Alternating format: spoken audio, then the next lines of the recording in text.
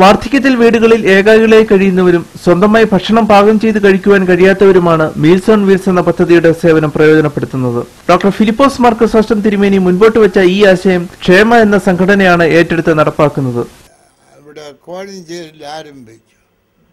പഞ്ചായത്തിൻ്റെ വകയായിട്ട് ക്ഷേമ എന്നുള്ള ഈ സൊസൈറ്റിയുടെ പേര്.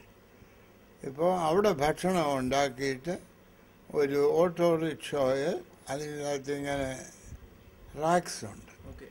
ആ റാക്സിൽ ഈ ഭക്ഷണം വെച്ചിട്ട് അതുകൊണ്ട് കൊടുക്കും. പാകം ചെയ്ത ഉച്ചഭക്ഷണം കാസ്ട്രോളുകളിലാക്കിയാണ് വീടുകളിൽ എത്തിക്കുന്നത്. കോഴഞ്ചേരി, അയിരൂർ, തോട്ടപ്പുഴശ്ശേരി പഞ്ചായത്തുകളിലാണ് ഇപ്പോൾ ഈ സേവനം ലഭ്യമാക്കുന്നത്. പണമുണ്ട്, മക്കളൊക്കെ വിദേശത്ത്, സാമ്പത്തികമായിട്ട് ഉണ്ടെന്ന് പറഞ്ഞാലും ആഹാരം കഴിക്കാൻ വലിയ ബുദ്ധിമുട്ട്, ഉണ്ടാക്കി കഴിക്കാൻ വിശ്വസിച്ച ഒരാളെ പോലും വീട്ടിൽ നിർത്താനുള്ള ബുദ്ധിമുട്ടുകൾ. അപ്പോൾ അങ്ങനെയുള്ള ആൾക്കാർക്ക് നമ്മൾ ആഹാരം എത്തിച്ചു കൊടുക്കുക എന്നുള്ള ഒരു ഉദ്ദേശത്തിലാണ് തിരുമേനി നമുക്ക് ഈ വാഹനം തന്ന് ഇങ്ങനെ ഒരു സജ്ജീകരണം നമുക്ക് ചെയ്തു തന്നത്.